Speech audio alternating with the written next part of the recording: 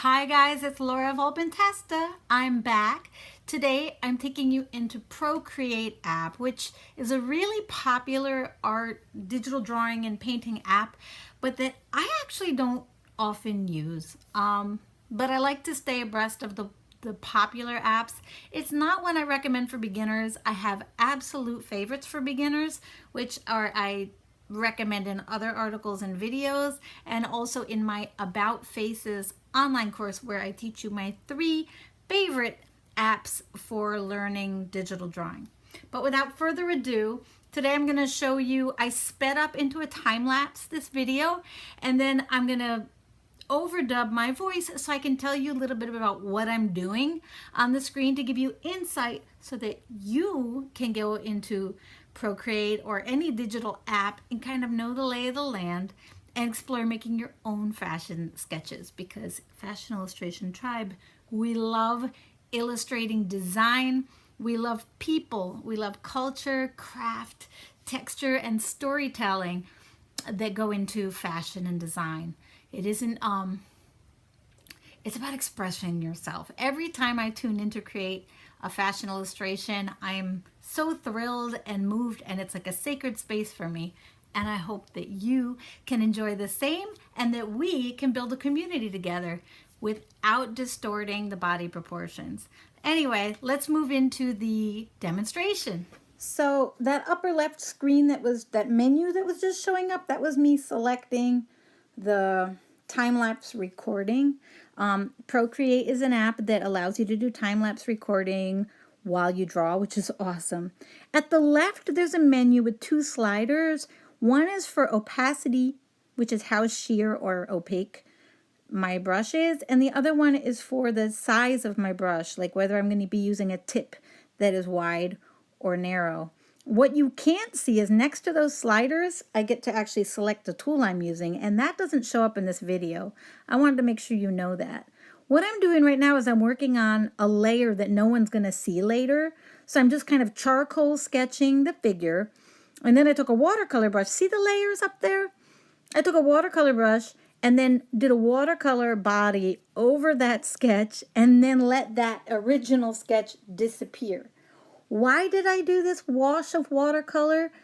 Because this dress from the photo I used is actually slightly sheer. So I wanted her skin to show through the whole dress. I'm doing something here I never usually do, which is what I selected an ink pen that is thin. And notice it's uneven. Like in some places it's thicker, some places it's thinner. That's what I call line quality. Variation in line is something you really want to have because it's much more like the way we see. We see things thick and thin, light and dark. We don't see every line and edge at the same weight, right? I'm drawing in Ruffles. The reason I'm saying I'm doing something I never usually do is that I usually always do this kind of drawing in black or gray. And today, for some reason, I chose this rusty burnt sienna color to do all of the lines. After I completed the details of her dress, I put a horizon line in, which kind of gives her this sense of being in front of something. I love to do that. Here I'm selecting a color. Now I'm looking for just a black because, like I said, I love working with black line. And once I select my black, I'm going to go in there and clean up the features of her face. I wasn't really happy with the way I had drawn them before, but I was able to undo them. So first I'm starting with the hair. This is what I call contour drawing, where I'm capturing the texture and edges and shape of the hair. And now I'm working out the eyes. I don't use erasers almost ever when I'm doing digital drawing, but I do use undo features. And honestly, when I work in pencils, I almost never erase either. I would rather see a drawing that has its history built into it, like the process and the imperfections, than something that's all erased and super precise. So here I am using this really fine black pen. Sometimes I like to use a thicker black, sometimes a thinner black. See here how I'm zooming in. This allows me to work up close. I used a sheer black watercolor to fill in her hair, and I made sure I did it unevenly so that it doesn't just become a whole bunch of lines or one big black shape, but rather has a texture to it, because that was something I really saw in the photograph. I zoomed in, I'm adding shadows around the nose and features. This is something we focus on in my About Faces online class, because as you know, your faces, hair, beauty alone say so much about fashion and style and expression, even before we get into the clothes. So the amazing thing about this dress is it was sheer, and then it had these like opaque ribbons embroidered onto it, or perhaps woven in. I couldn't tell because it was a photo. At this point, I've captured the silhouette of the garment.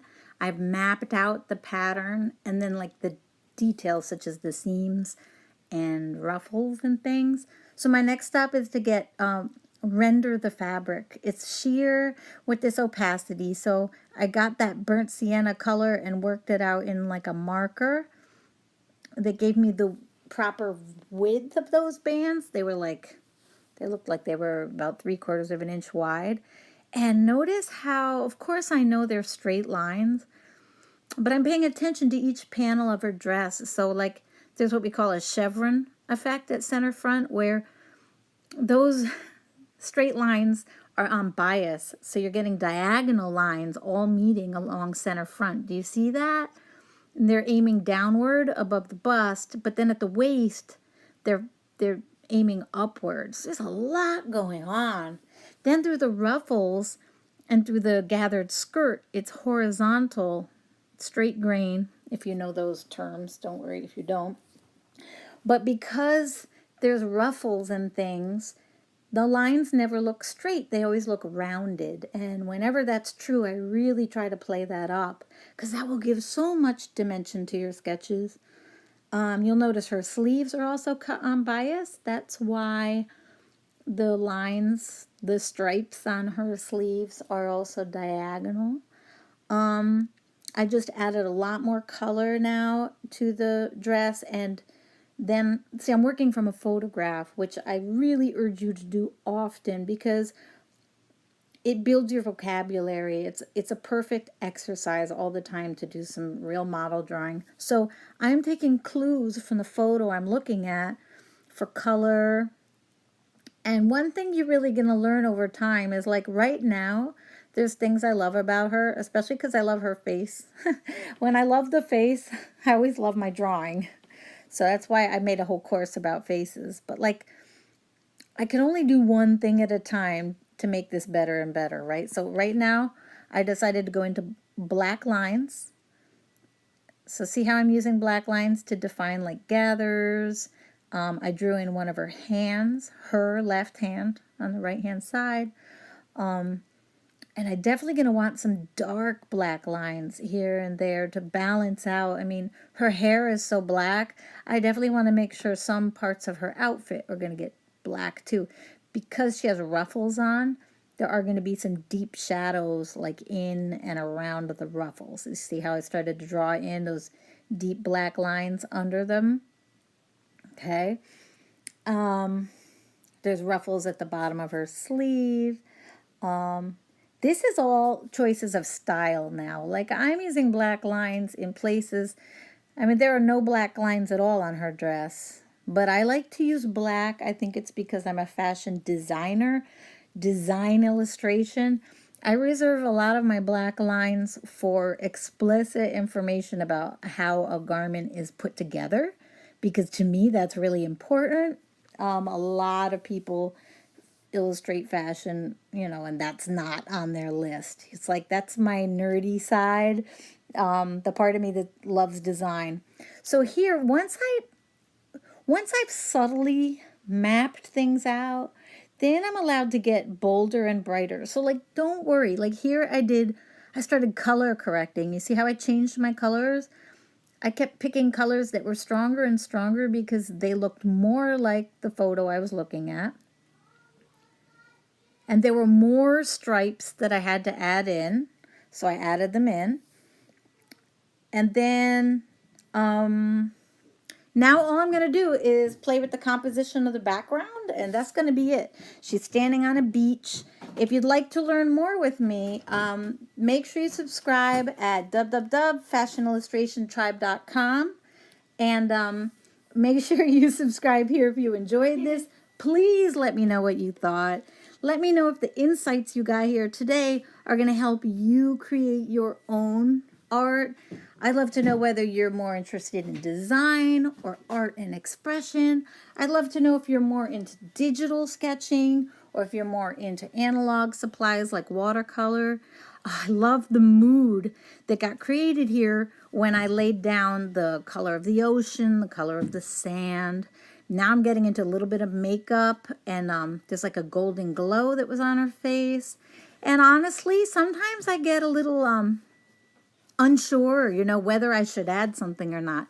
One thing I maintain about digital drawing is you get all this freedom to add something, and if you don't like the way it works, you can remove it by undoing it. And that way it's very playful and gives you a lot of freedom to test things out. And I think it resonates with a lot of people's personality. I signed my work, and I decided, to stop before, it's hard to know when to stop. Let's just put it that way. I put a few more crisp, defining lines in, and voila. I hope you enjoyed this video. Don't forget to like if you liked and share with a friend. See you again soon. Bye-bye.